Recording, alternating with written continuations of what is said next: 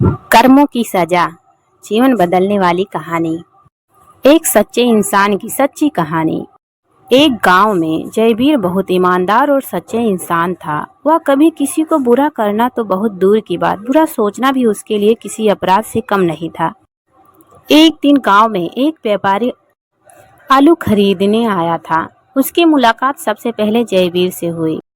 व्यापारी को आलू खरीदने थे तो उसने जयवीर से पूछा, क्या गांव में कोई आलू बेच रहा है? जयवीर ने अपने गांव के रतन का नाम लिया, जिसके पास बहुत सारे आलू बेचने के लिए खेत में पड़े थे। तो व्यापारी को उसने रतन का नाम और घर का पता बता दिया। अब व्यापारी बहुत चालाक था। जयवीर को कहने लगा, आप मुझे उसके घर तक छोड़ आओ जहां पर आलू बिक रहे हैं। जयवीर उसके साथ चल पड़ा। व्यापारी ने पूरे खेत के आलू का भाव 50,000 रुपये तय किया और भाव तय करने के बाद 10,000 रुपये एडवांस में दे दिया और बाकी पेमेंट 10 दिन बाद दे दूंगा, ऐसा कहकर आलू ले गया। आलू बेचने वाले इंसान को विश्वास हो गया कि उसने 10,000 एडवांस में दे दिया है और बाकी की रकम दे देगा। ऐसा करते करते 1 महीना बीत गया। अब व्यापारी कोई अता पता नहीं था। जो पता दिया था वह भी सही नहीं था। आसपास के गांव में भी पता किया, कुछ भी पता नहीं चला। व्यापारी का और भी लोगों को उसने ठगा रखा था। अब रतन ने पूरे गांव में यही बात फैला दी कि मेरे आलू बिकवाने में जयवीर का हाथ था।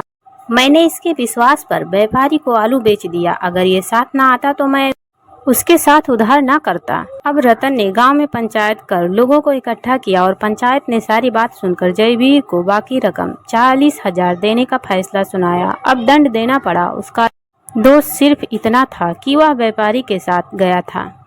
जब दंड वाली बात उसकी औरत ने सुनी तो बहुत दुखी हुई और बहुत रोई।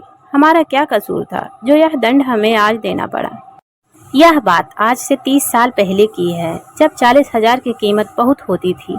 जयवीर का हाथ पहले से ही बहुत तंग था। वह अपने परिवार का पालन पोषण बहुत ही मुश्किल से करता था। भगवान के घर देर है पर अंधेर नहीं। कुछ दिन बाद दंड लेने वाले आदमी की भैंस खेत में घास चरने के लिए छोड़ रखी थी। अचानक भैंस के गिरने की आवाज आई। कुछ देर तक तो समझ में नहीं आया, पर थोड़ी देर बाद पता चला शायद किसी सांप ने काट लिया था भैंस को। जब तक डॉक्टर देखने आया तब तक भैंस मर चुकी थी।